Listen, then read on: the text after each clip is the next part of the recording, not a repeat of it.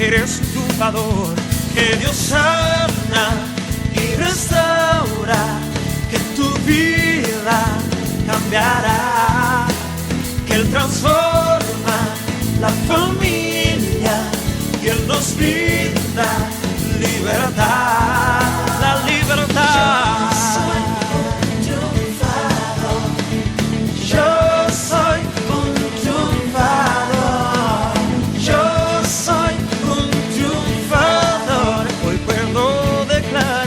Encontré libertad en Cristo.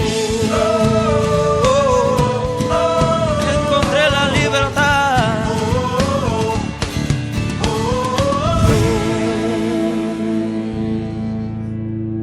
Padre bueno, te damos gracias en esta mañana por el inmenso honor de estar aquí delante de tu presencia en tu santo templo, mi Dios. Como siempre acostumbramos, nos recordamos a nosotros mismos que las alabanzas son para ti, que las ofrendas son para ti, que la predicación es por tu causa, por lo que pasó en aquella cruz, por tu victoria, mi Dios eterno. Y que toda la alabanza, toda la honra y la gloria son para ti, mi Dios eterno. Estamos reunidos en este lugar para que tú nos hables, para que tú nos ministres, Señor, de acuerdo a la necesidad de cada uno, mi Dios eterno. Estas ofrendas que se han levantado sean santificadas y que tú multipliques, Señor, de acuerdo a las necesidades de tus hijos. Tú suplas, mi Dios eterno, de acuerdo a tus riquezas en gloria, que son muchas, Padre amado. Y que en esta mañana nadie salga de este lugar de la misma manera como entró, mi Dios eterno.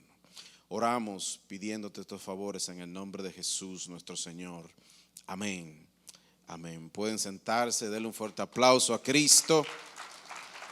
Amén. Que Dios les bendiga grandemente, amados hermanos. Un placer estar con ustedes en esta mañana gloriosa que el Señor nos da. Y quiero rápidamente que ustedes abran sus Biblias conmigo en el libro de Zacarías, en el capítulo 3. Hoy yo quiero hablarles acerca de un fiscal derrotado. Hubo un caso, hubo una presentación ante un tribunal donde simbólicamente el profeta Zacarías nos está ilustrando lo que realmente ocurre en la vida espiritual. Yo quiero hablarles acerca de este fiscal derrotado. Hubo un juicio y hubo una gran derrota. Y dice la palabra del Señor en el libro del profeta Zacarías, en el capítulo 3.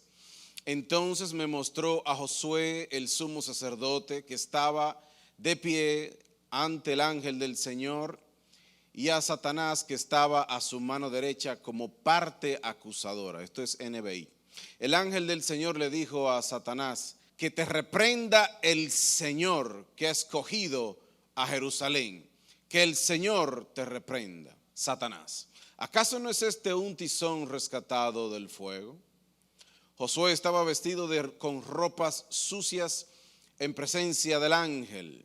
Así que el ángel les dijo a los que estaban allí dispuestos a servirle: quítenles las ropas sucias. Y a Josué le dijo: como puedes ver, ya te he liberado de tu culpa. Repita conmigo: ya me han liberado de mi culpa. Y ahora voy a vestirte con ropas espléndidas.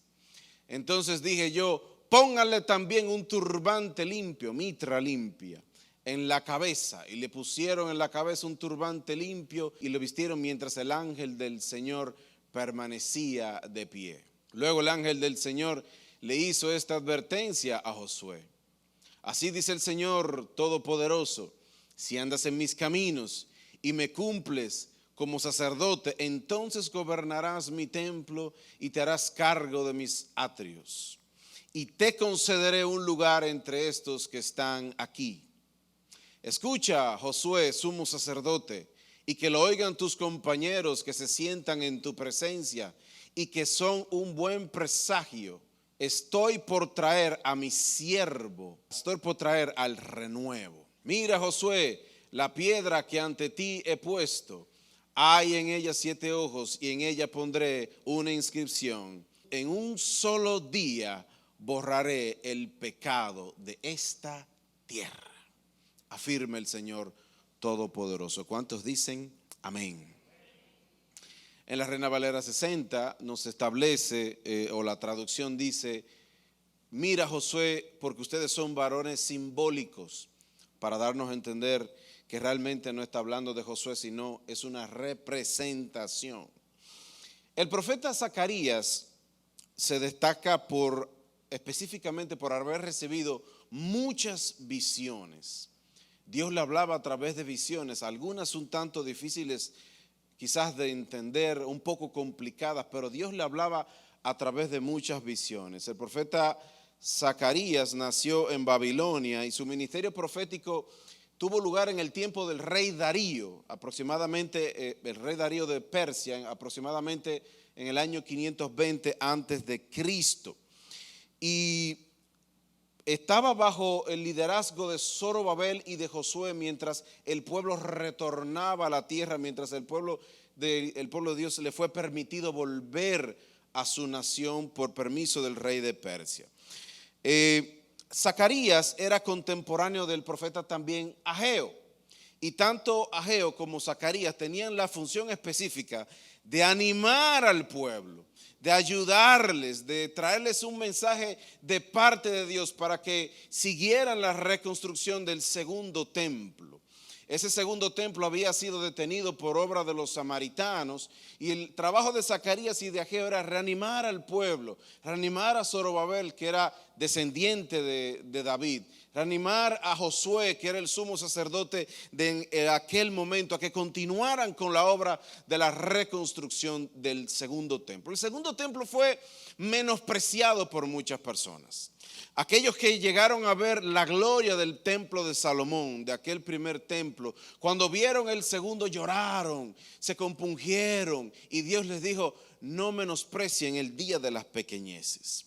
No lo menosprecien, sino sigan hacia adelante, porque el segundo templo para nada se comparaba con la gloria de aquel templo que había construido Salomón, pero Dios les estaba permitiendo continuar hacia adelante. Y Zacarías y Ageo vienen de parte de Dios trayendo ánimo al pueblo para que siguieran con esta obra. Ahora bien, esta visión que Zacarías tiene acá en el capítulo 3 es muy reveladora.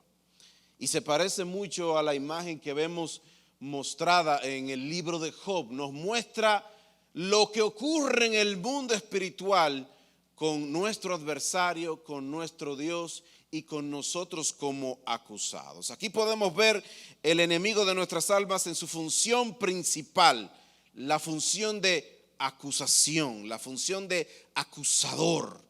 La palabra Satán no es un nombre, es un título, significa adversario. Y diablo significa acusador. Así que cuando hablamos de Satán estamos hablando del enemigo de nuestras almas. Cuando hablamos de Satanás estamos hablando de aquel que nos acusa. Cuando hablamos de diablo estamos hablando de aquel que presenta evidencias delante de Dios en cuanto a mis faltas, en cuanto a mis pecados, en cuanto a mis culpas. Y está constantemente acusándonos, está constantemente presentando evidencias de nuestras faltas. Está constantemente hablando a tu vida de que no puedes continuar hacia adelante, de que no puedes servirle a Dios, de que eres un ser imperfecto, de que mira cuántos pecados tú has hecho. Todo ser humano tiene que aprender a diferenciar entre la voz de Dios, la voz tuya propia y la voz de Satanás. La voz que te acusa, la voz que te dice que tus faltas no pueden ser perdonadas, la voz que te recuerda constantemente tus errores, adivina de dónde viene. Viene de parte del acusador. Esa es su función. Y perdónenme lo que voy a decir en esta manera: si hay algo bueno que se pueda decir de Satanás, es que es un buen diablo. Es un buen acusador. Está constantemente haciendo su trabajo, acusándote. Y en esta visión vemos que Zacarías se le presenta al sumo sacerdote y lo vemos a la mano derecha de Josué como en su función de fiscal, acusándole. Y note que la palabra dice, les repito, dice que son varones simbólicos. Y esto es importante porque Josué, como sumo sacerdote, era el representante del pueblo ante Dios. Así que no era Josué propiamente el del pecado y el de las ropas viles y sucias, sino que representaba la condición espiritual del pueblo en aquel momento y la condición espiritual de todos nosotros. Y en la escena que vemos aquí es, amados hermanos, la misma escena de la humanidad también. ¿Por qué digo esto? Porque note lo siguiente, en Adán todos nosotros también estábamos representados. Dios puso en Adán el trabajo de gobernar la tierra, de nombrar toda bestia, de subyugarla, de trabajarla, de dominarla. Le dio la autoridad sobre la tierra. Por tanto, cuando el enemigo engaña a Satanás, sin Adán saberlo, espiritualmente le concedió la autoridad que le fue concedida al hombre. Por eso vemos a Satanás muy orgullosamente diciéndole a Cristo en Mateo capítulo 4, si postrado me adorares todos los reinos de la tierra, mira toda la gloria que aquí hay, yo te la daré. No vemos a Cristo diciéndole, ¿y quién te dijo que eso es tuyo? Sino que simplemente le dice, al Señor tu Dios adorarás. Cristo mismo nos dice que Satanás es el príncipe de esta tierra, pero aunque Él es el príncipe, nuestro Dios es el Rey de reyes y el Señor de señores, y no hay nadie por encima de Él. Aleluya. Así que no vamos a negar que Él tiene autoridad. Adán le dio la autoridad. En Adán nosotros estábamos representados. Así que, amados hermanos, si por evidencia fuese, si por mostrar una foto de nuestros pecados, si por traer unos papeles que demuestren nuestra culpabilidad, si por traer testigos se refiere, el fiscal tiene un punto a favor. Todos nosotros somos pecadores. Es cierto, es cierto. Todos nosotros somos pecadores. La misma palabra de Dios lo establece cuando dice, por cuanto todos pecaron, no uno, no algunos, todos. Mira al hermano que está a su izquierda.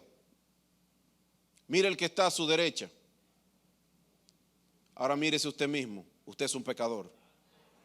Pero usted es un pecador lavado con la sangre del Cordero de Dios. Esa es la diferencia. Aleluya. Aleluya. Todos nosotros hemos pecado. No hay uno solo en la faz de la tierra que no haya ofendido a Dios en una de sus leyes.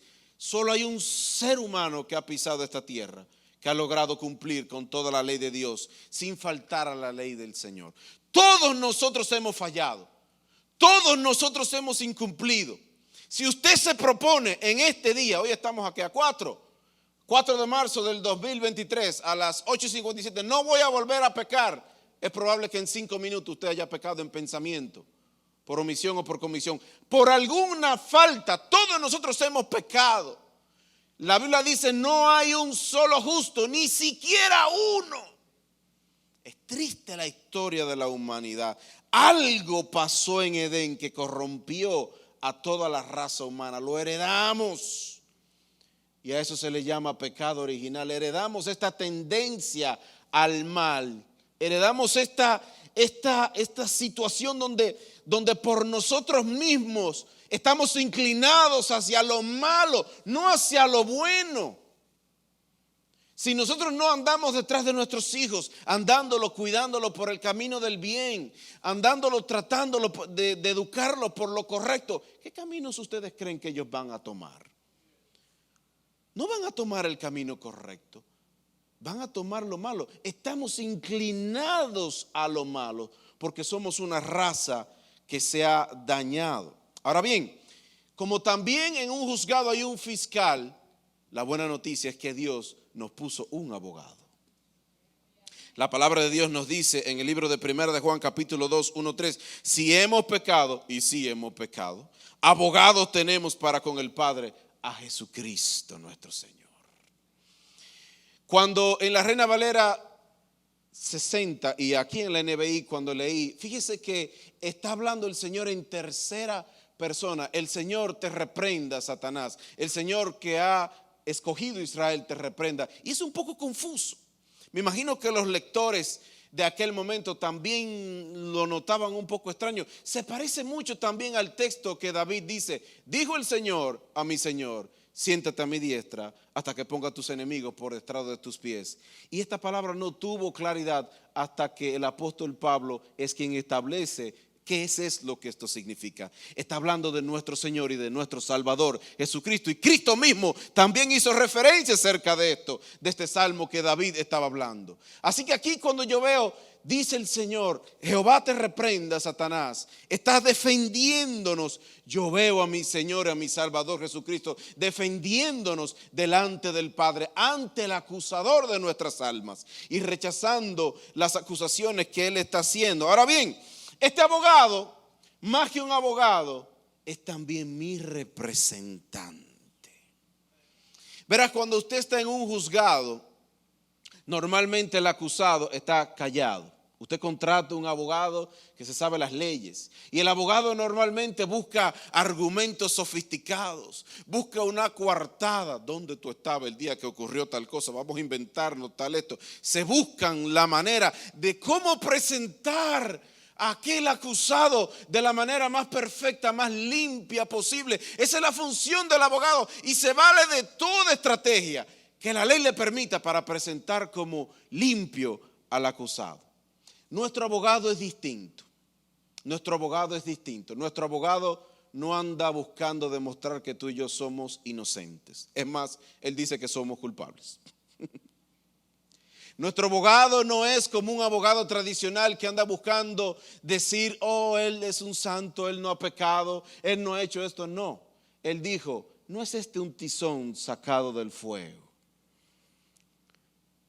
Y no negó que nuestras ropas estaban sucias, mostrando nuestras obras malas, mostrando nuestros pecados, nuestras faltas.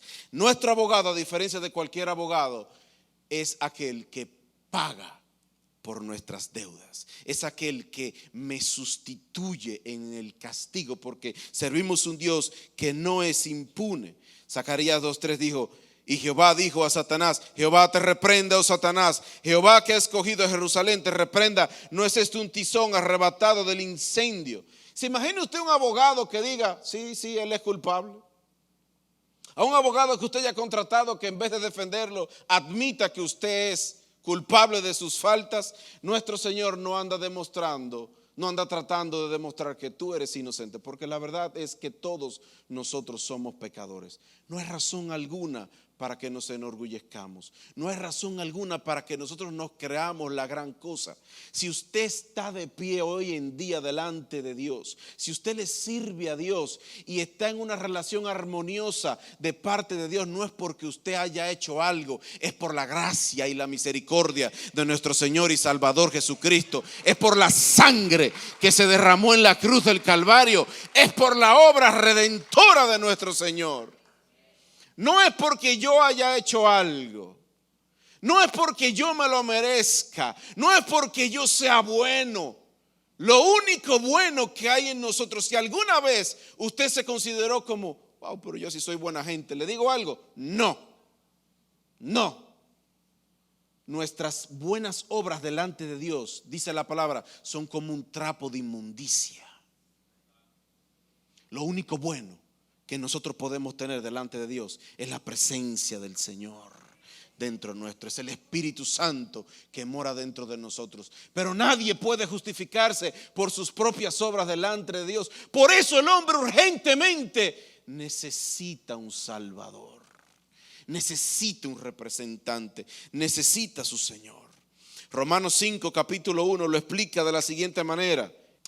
Dice el apóstol Pablo, en consecuencia, ya que hemos sido justificados mediante la fe, tenemos paz con Dios por medio de nuestro Señor Jesucristo. ¿Tienes paz con Dios? Es por la obra de tu Señor Jesucristo. ¿Tienes acceso al trono de la gracia? Es por la obra de nuestro Señor Jesucristo. Dice el verso 6, a la verdad éramos incapaces de salvarnos. En el tiempo señalado Cristo murió por los malvados. Añade el apóstol Pablo, difícilmente habrá quien muera por un justo, aunque tal vez haya quien se atreva a morir por una persona buena. Pero Dios muestra su amor por nosotros en esto, en que cuando todavía éramos pecadores, Cristo murió por nosotros. Y ahora que hemos sido justificados por su sangre, con cuánta más razón por medio de él seremos salvados del castigo de Dios por la sangre del Cordero. Vamos al verso 18. Dice el apóstol Pablo: por tanto, así como por una sola transgresión causó la condenación de todos, está hablando de Adán, también un solo acto de justicia produjo la justificación que da vida a todos. Porque así como por la desobediencia de uno solo muchos fueron constituidos pecadores, también por la obediencia de uno solo muchos serán constituidos justos. Amados hermanos, así que al igual que Josué era un representante del pueblo, asimismo Adán era un representante que falló delante de Dios y nosotros pagamos la consecuencia. Pero la solución de Dios fue traer a un segundo Adán que no falló, que vivió correctamente, que murió en la cruz y que derramó su sangre por tus culpas y por las mías, y en un solo sacrificio nos presentó perfectos delante del Padre. Una sola vez y para siempre se presentó el Señor delante de Dios, sacrificándose por todos nosotros. Una vez me encontré con un compañero de trabajo ateo. Y no solamente de estos ateos, sino de estos ateos que le gusta discutir, que le gusta predicar en contra de Dios, vamos a decirlo de esta palabra. Y él siempre decía: ¿de qué yo tengo que arrepentirme? ¿Qué culpa tengo yo de lo que pasó allá atrás? Yo no estaba ahí, yo no hice nada. Y tiene, por así decirlo, podría tener cierta lógica desde su punto de vista. Pero el punto de vista es el siguiente. Dice Wayne Grudem: aquellos que consideran que es injusto Dios al considerarnos copartícipes del pecado de Adán, deberían también considerar injusto que Dios nos impute la justicia de Cristo a aquellos que hemos creído en él. Porque Dios lo que hizo fue el mismo procedimiento. En Adán todos somos culpables por el pecado que ellos cometieron, pero todos aquellos que creen en Cristo también son justificados por la obra redentora de nuestro Señor y Salvador. Y a eso es lo que le llamamos sustitución. De manera que el abogado fiscal tiene un grave problema. El abogado fiscal tiene evidencias en nuestra contra. El único problema es que se presentó alguien que dijo: yo pago por su deuda, yo pago por sus culpas, yo pago por sus transgresiones. Él no es culpable, yo lo justifico delante del Padre. Note lo siguiente: ¿no le llama la atención a ustedes que Dios no es impune? ¿No podía Dios decir: los perdono a todos y punto? No, porque la paga del pecado es muerte, dice la palabra. ¿Sabías que tú y yo lo que merecemos es muerte? No vida, no redención. La paga del pecado es muerte, pero la dádiva de Dios, dice la palabra, pero la dádiva de Dios es vida eterna en Cristo Jesús. En Cristo Jesús tenemos vida eterna. En Cristo Jesús tenemos la salvación. En Cristo Jesús tenemos el acceso al Padre. Cristo no murió para que tú te hicieras rico. Cristo no murió para que tú cumplieras tus sueños terrenales. Cristo no murió para que tú vivieras la vida de ensueño. Cristo murió para que tú tuvieras vida eterna, para que pudieras presentarte delante del Padre, para que pudiésemos tener acceso y una reconciliación que había sido destruida delante de nuestro Señor. Él es el puente. Él mismo dijo: yo soy el camino, la verdad y la vida. Y nadie llega al Padre si no es por mí. Palabras de nuestro Señor. Así que, ¿qué podemos decir? Terminando, Zacarías capítulo 3 verso 8. Escuche de nuevo lo que dice el profeta. Ponle Reina Valera 60, por favor. Zacarías capítulo 3 verso 8. Qué poderosas esas palabras. Zacarías capítulo 3 verso 8. Después me fue dirigida esta palabra de Jehová: las manos de Zorobabel echarán el cimiento de esa casa y sus manos la acabarán. Así conoceréis que Jehová de los ejércitos me envió a vosotros. ¿Por qué menospreciaron el día de las pequeñeces? Se alegrarán al ver la plomada en manos de Zorobabel. Dios le está diciendo a su siervo: tú vas a terminar la obra. no se entristezcan por lo que están viendo, porque no es como estaban esperando, porque no tiene la gloria que estaban esperando. No, a veces las expectativas que nosotros tenemos pueden ser distintas a las expectativas que Dios quiere que nosotros tengamos. En aquel tiempo el pueblo estaba un tanto entristecido, un poco triste, porque no estaban viendo lo que esperaban ver. Mientras Dios tenía su mente, sus objetivos en algo, el pueblo estaba descuadrado en otra cosa. Y a ti te pregunto en esta mañana para terminar, mientras Dios está pensando que te justificó, que te salvó, que te ha redimido, ¿en qué estamos pensando nosotros? Todavía tienes tu mente de, oh, soy un vil pecador, oh, no soy merecedor de estar delante de la presencia de Dios. La realidad es que sí, no eres merecedor, pero ya no debes verte como un pecador sin acceso al trono. Debes verte como un pecador que ha sido redimido, rescatado, salvado, lavado con la sangre de nuestro Señor Jesucristo. Dice el Señor, en un solo día quitaré el pecado del mundo. En un solo día quitaré el pecado del mundo. Una sola gota derramada de nuestro Señor y Salvador vale más que todo el oro y toda la plata que hay en este mundo. Una sola gota derramada por nuestro Señor vale más que todo el pecado que tú hayas podido cometer. No te dejes acusar del enemigo. Ahorita les dije, si hay algo bueno que tiene Satanás es que es un buen acusador. Satanás se te sienta a la mano derecha y te recuerda tus pecados, te recuerda tus faltas, te recuerda esas acciones pecaminosas. Y lo que Dios nos está diciendo es, esas faltas ya han sido pagadas. Esas faltas ya han sido cubiertas. El fiscal ha sido derrotado. Y la palabra dice, y despojando a los principados y a las potestades, los exhibió públicamente, triunfando sobre ellos en la cruz del Calvario. En la cruz del Calvario no fue un momento de derrota. Aunque ellos estaban llorando, muchos no entendían lo que estaba ocurriendo en esa cruz. No era un momento para estar quizás derramando lágrimas, porque no era una derrota. En la cruz se celebró la victoria de la humanidad, la victoria de nuestro Señor sobre las tinieblas, la victoria de Cristo sobre la muerte y sobre el pecado, y el pago de la culpa de nuestras transgresiones, y el acceso a nuestro Señor y a nuestro Salvador. En Cristo tenemos salvación y vida eterna. En Cristo tenemos acceso al Padre. En Cristo tenemos un abogado que nos defiende. Y ese abogado está ahí siempre dispuesto para ti y para mí. Aleluya. Él es tu Salvador. Él es tu Redentor. Él es tu abogado defensor. Él es el que intercede por ti delante del Padre. Ya ves. Hay que aprender a diferenciar entre la voz del acusador y entre la voz del Señor. Hebreos, puestos de pie, y si el coro puede venir. Hebreos capítulo 10, verso 11 dice, y ciertamente todo sacerdote está día tras día ministrando y ofreciendo muchas veces los mismos sacrificios que nunca pueden quitar los pecados. Al tiempo del escritor de Hebreos, todavía estaba activo el sistema de sacrificios.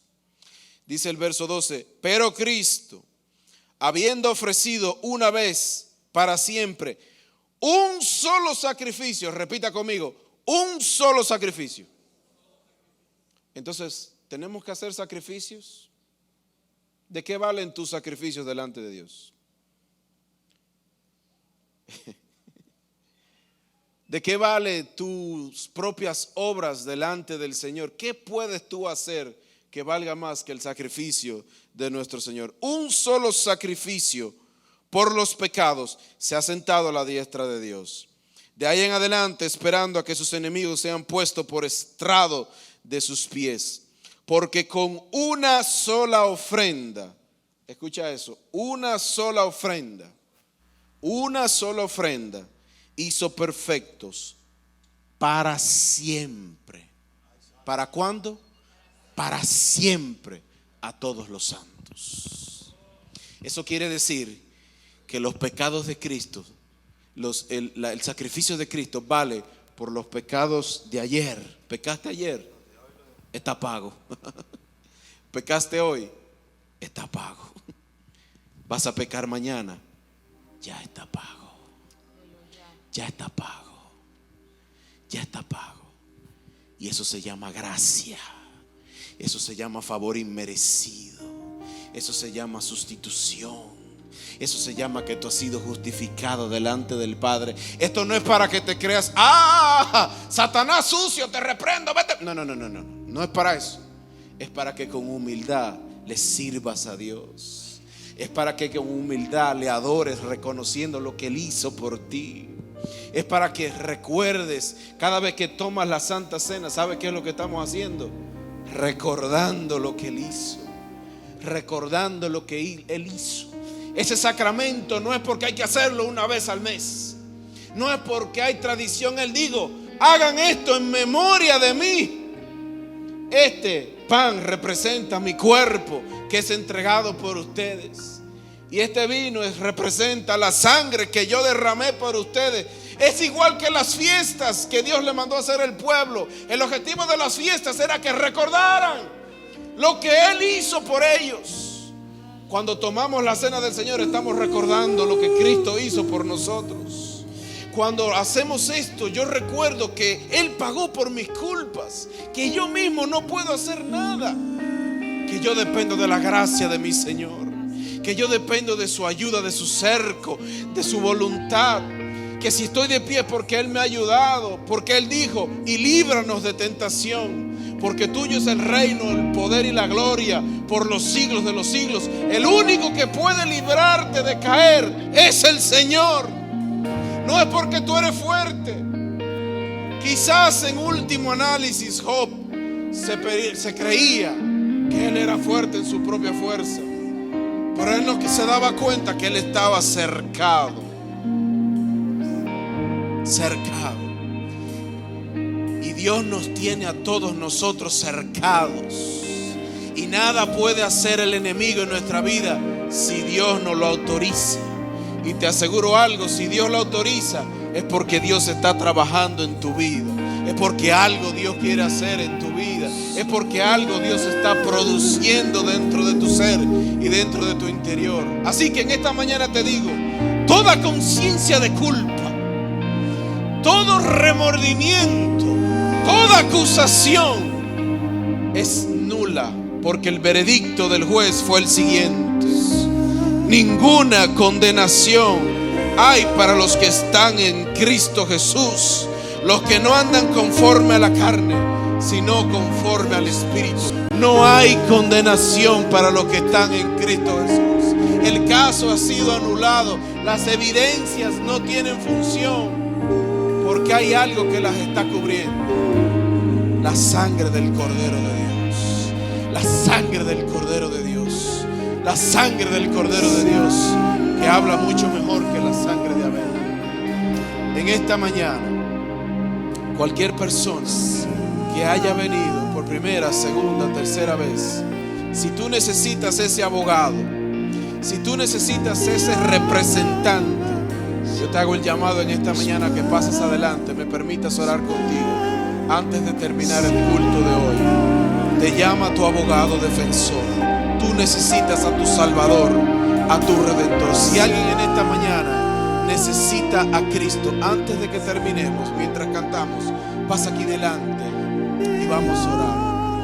En el nombre de Jesús, vamos a adorar al Cordero de Dios. Dele gracias a Dios por ese abogado. Dele gracias a Dios por ese abogado que nos defiende, que nos defiende, que nos defiende. Aleluya. A Él sea la alabanza. Es para Él, es para Él.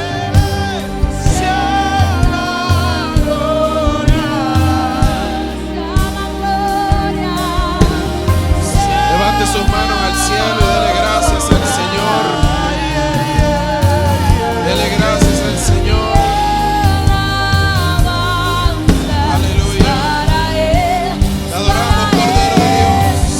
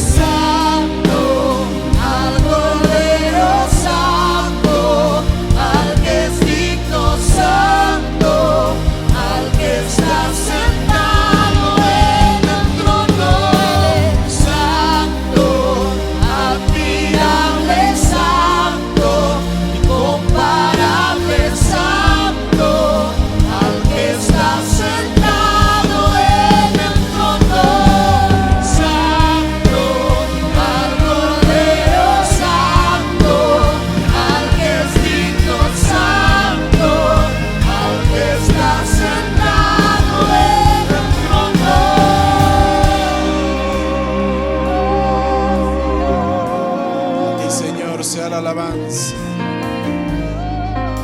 Porque tu palabra dice: siéntate a mi diestra hasta que ponga a tus enemigos por estrado de tus pies. Un día, todos sus enemigos estarán por estrado de sus pies. Un día, toda lengua le va a confesar. Un día, toda rodilla se va a doblar delante de Él y confesará que Jesús es el Señor. Gracias, Señor amado. He predicado tu palabra en esta mañana. Bendice a tu pueblo, mi Dios eterno. Bendice a tu pueblo. Y que la gracia esté sobre cada uno de ellos, en el nombre poderoso de Jesús. Amén. Amén. Que Dios le bendiga, amados hermanos. Abrace a su hermano.